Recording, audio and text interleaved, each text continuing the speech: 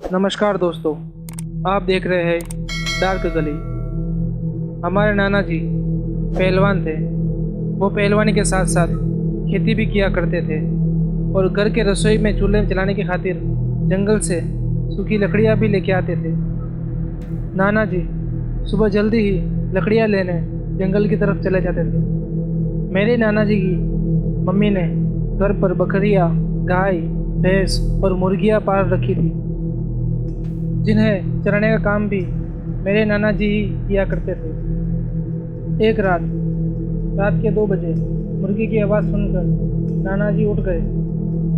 उस वक्त समय देखने के लिए घड़ी नहीं होती थी। सब लोग मुर्गे की आवाज़ से ही सूरज डूबने और उगने का अनुमान लगाया करते थे। मुर्गे ने 2 बजे आवाज़ क्यों लगाई ये तो पता नहीं था, लेकिन नाना जी उठे और यही समझे कि सुबह हो गई है। नाना जी हाथ मुंह धोकर कुल्हाड़ी, कोयता और लकड़ियों का गट्ठर बांधने के लिए रस्सी लेकर जंगल की तरफ निकल पड़े। जब नाना जी जंगल पहुंचे तो नाना जी को जंगली कुत्तों की आवाज़ सुनाई दी। नाना जी को एहसास हुआ कि जंगली कुत्तों का झुंड उनकी तरफ आ रहा है, शिकार की तलाश में, जहाँ से वो जा रहे थे। नाना जी तुरंत एक घने पेड़ के ऊपर चढ़कर छुप गए। इतने में 30-40 विशालकाय कुत्तों के झुंड उस रास्ते से गुजरा।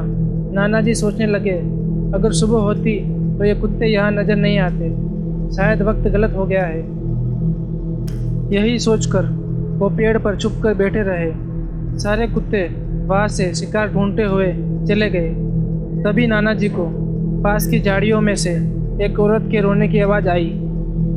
वो हैरान होकर सोचने लगे कि इतने सुनसान और अंधेरे जंगल में कौन सी औरत रो रही है। कहीं उस बेचारी पर कुत्तों ने हमला ना कर दिया हो। यही सोचकर नाना जी पेड़ से उतरकर उस झाड़ी के पास गए जहाँ रोने की आवाज़ें आ रही थी। वहाँ का नज़ारा देखकर नाना जी चौंक गए। वहाँ एक बहुत ही खूबसूरत औरत 16 श्रृंगार किए झाड़ी के पेड़ के नीचे बैठी हुई थी और सिसक सिसक कर रो रही थी। नाना जी उस औरत के पास जाते हैं और पूछते हैं, बहन कौन हो तुम और इतने वीरान जंगल में अकेली क्यों बैठी हो और ऐसे रोने का क्या कारण है। वो औरत रोते हुए बोली, मैं पास ही के गांव में रहती हूँ और मेरा नाम चंपा है। मैं और मेरे पति अपने रिश्तेदार के घर दूसरे गांव गए थे। वहाँ आते आते हमें रात हो गई और हम रास्ता भूल गए और मेरे पति रास्ता ढूंढने गए हैं, लेकिन अभी तक नहीं आए। बहुत देर हो गई है। मैं अकेली अब घर कैसे जाऊंगी, यही डर के मारे मैं रो रही हूँ। वो फिर से रोने लगी और बोली, यहाँ थोड़ी थोड़ी देर में कोई ना कोई जंगली जानवर आते रहते हैं। उन सबके बचते बचाते मैं यहाँ अपने पति का इंतज़ार कर रही हूँ। उनकी बातें सुनकर नाना जी को उस पर दया आ गई और नाना जी बोले, सुनो, हिम्मत से काम लो, अब मैं तुम्हारे साथ हूँ। पहले मैं तुमको तुम्हारे गांव छोड़ूंगा, उसके बाद सूखी लकड़ियाँ लेकर अपने घर जाऊंगा।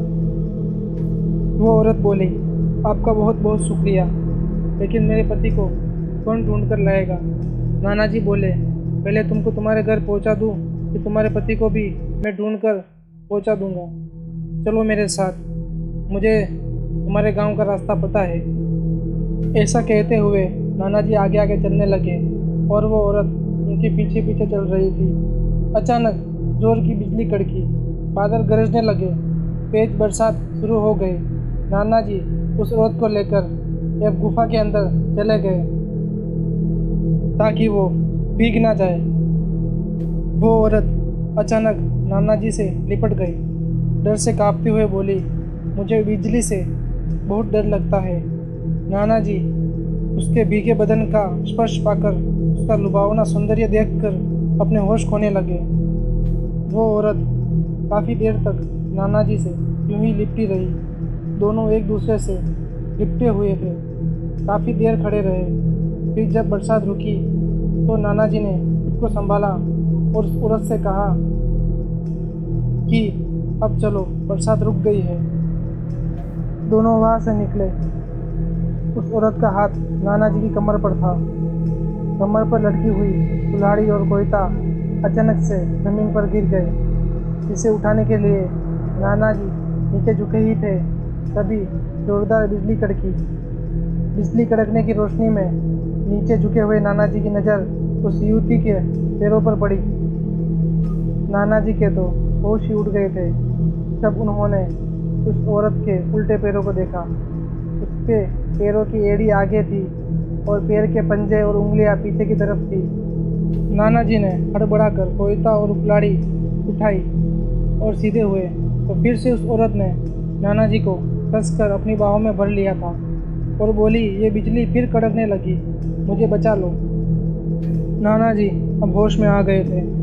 नाना जी का सारा खुमार गायब हो गया था। वो युक्ति लड़ाने लगे कि इस डायन से छुटकारा कैसे पाए। तभी नाना जी ने उसको खुद से दूर किया और बोले, बहन, इस तरह तो हम तुम्हारे घर कभी नहीं पहुंच पाएंगे। ना जाने ये बिजली कब तक कड़कती रहेगी। चलो, मैं तुम्हें अपनी गोद में उठा कर चलता हूँ। वो बोली, ठीक है, कहते हुए नाना जी के गले में अपनी बाहों को डाल दिया। नाना जी ने उसे अपनी गोद में उठा लिया और चलने लगे। वो बार बार उनसे लिपट रही थी। फिर नाना जी चलते चलते एक घने पेड़ के नीचे जाकर रुक गए और बोले, थोड़ी देर सांस ले लूँ, फिर आगे बढ़ते हैं। उसे फिर गोद से नीचे उतार दिया और उस पेड़ से टिका कर खड़ी कर दिया और फुर्ती से अपनी कमर पर बंधी रस्सी उस डायन के चारों तरफ घुमाने लगे और उसे कसकर बांध दिया। अचानक हुए हमले से वो डायन पूरी तरह बौखला गई थी और गुस्से में उसकी आंखें लाल हो गई। उसका रूप भी अब पुकार डायन की तरह हो गया था और बोली, मुझे खोल वरना मैं तुझे जिंदा नहीं छोड़ूंगी। नाना जी बोले, वैसे भी तू मुझे कहाँ जिंदा छोड़ने वाली थी, मारने ही वाली थी। नाना जी ने फटाफट डायन की चोटी पकड़ी और कमर पर लटक रही कुल्हाड़ी से उसकी चोटी एक झटके में काट दी।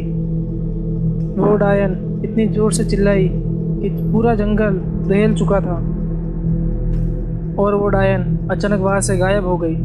फिर नाना जी ने तुरंत पेड़ पे बंधी रस्सी को खोला और अपने रास्ते पर हो गए। तब तक सुबह हो चुकी थी और सूखी लकड़ियाँ बटोर कर गठरी बांधी और वापस अपने घर आ गए। अगर ये कहानी आपको अच्छी लगी हो तो वीडियो को लाइक करें और चैनल को सब्सक्राइब करें।